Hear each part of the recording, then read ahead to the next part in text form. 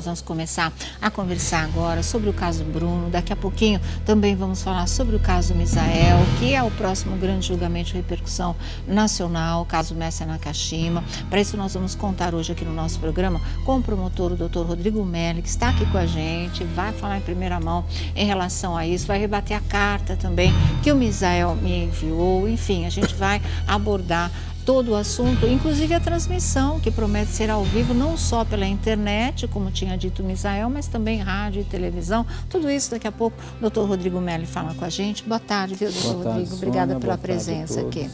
É a próxima grande batalha, né? É isso aí, estamos preparados, vamos ver aí os próximos dias. Cansados, mas extremamente confiantes. Tá certo, então. Com a gente aqui também a promotora, a doutora Eliana Passarelli, nos ajudando a comentar, a refletir sobre tudo isso que aconteceu e mais o que vem por aí. Obrigada mais uma vez, doutora, pela presença aqui. E nosso especialista de segurança, o Jorge Lordello, né, que acompanha o caso Bruno, o caso Mestre, dos grandes casos nacionais, desde os dias que acontecem, eles viram alvos de verdadeiros estudos mesmo, por parte do Lordello, que também tem muita coisa para comentar hoje aqui, principalmente em relação ao caso Bruno e a pena, que está provocando a maior polêmica, né, Lordello? Olha, muita informação sobre a pena, vi muita gente falando fatos que não são verdadeiros. Ontem eu passei a madrugada em claro, porque eu não conseguia dormir, eu queria saber, inicialmente, se ele tinha sido condenado, foi depois a pena, comecei a estudar quanto tempo, mais ou menos, o Bruno vai ter que cumprir.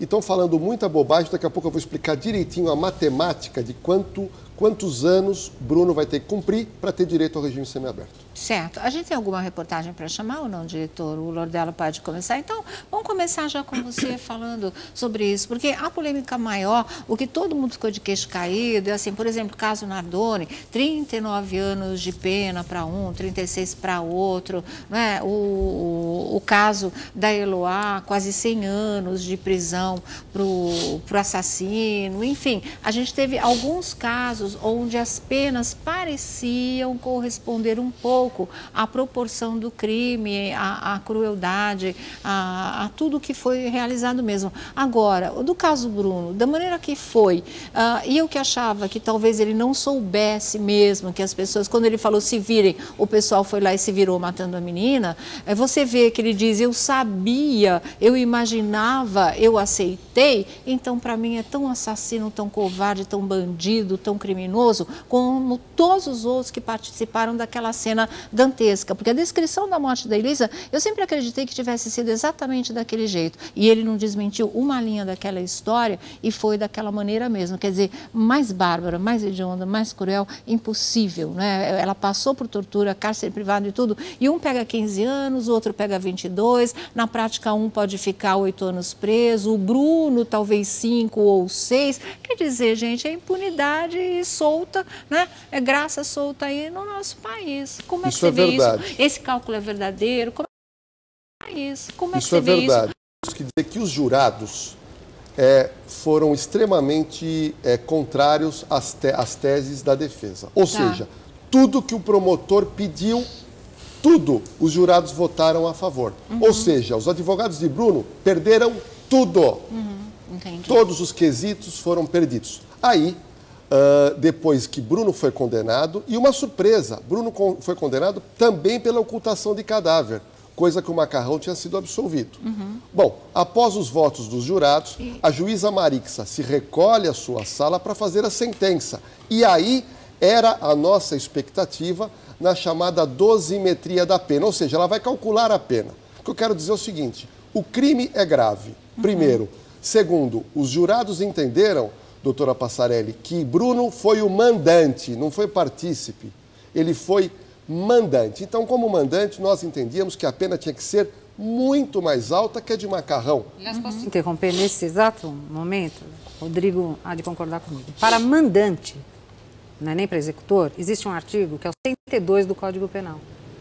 A pena tem que ser maior para aquele que organiza e orquestra todo o crime. Que deveria ter... E orquestra todo... Então a pena, ela foi um pouquinho só superior à que a do Macarrão, pelo crime bárbaro que Bruno cometeu. Então a pena, em relação ao crime do triplo homicídio, o homicídio qualificado triplamente, foi 17 anos e 6 meses. Em seguida, para O sequestro e cárcere privado, apenas 3 anos e 3 meses. Em relação à ocultação de cadáver de Elisa Samúdio, 1 ano e 6 meses. Totalizando aí 23 anos e pouco, só que em regime fechado, ele só vai pegar 17 anos e 6 meses. E o mais curioso é que toda a mídia e a população não estão dizendo, olha, ele foi condenado. Sônia, a discussão agora é quando ele vai sair, para a gente ver a fragilidade da nossa lei penal. Estamos discutindo agora, é o que todo mundo quer saber, quanto tempo o Bruno vai ficar. E aí nós fizemos um cálculo simples. 17 anos e 7 meses, que foi a pena de Bruno, são 211 meses de pena. Ok. Ele tem que cumprir 40%, que aqui vai dar 7 anos, exatamente ele tem que cumprir. Só que ele já está preso no cálculo exato, 2 anos e 7 meses, Sônia Abrão, ou seja, 31 meses ele já cumpriu. E aí você tem que tirar esses meses que ele já cumpriu. Ou seja, em tese, falta ele cumprir 4 anos e 5 meses. Os advogados de Bruno já disseram o seguinte, Bruno tem trabalhado na cadeia, cada 3 dias de trabalho, desconta um dia da pena. Tudo bem. Só que eu não vi nenhum comentário na mídia, eu vou dizer agora. Estão esquecendo que Bruno foi condenado no Rio de Janeiro. A pena de reclusão, regime fechado. Certo. Há 4 anos, se não me engano, e pouco. Então eu entendo que essa pena, nós vamos ter que fazer aí um somatório disso e a partir daí estipular quanto tempo vai ser o regime fechado que ele vai cumprir. Mas é óbvio, a gente vai ter aqui 4 anos e 5 meses, um pouquinho mais no Rio.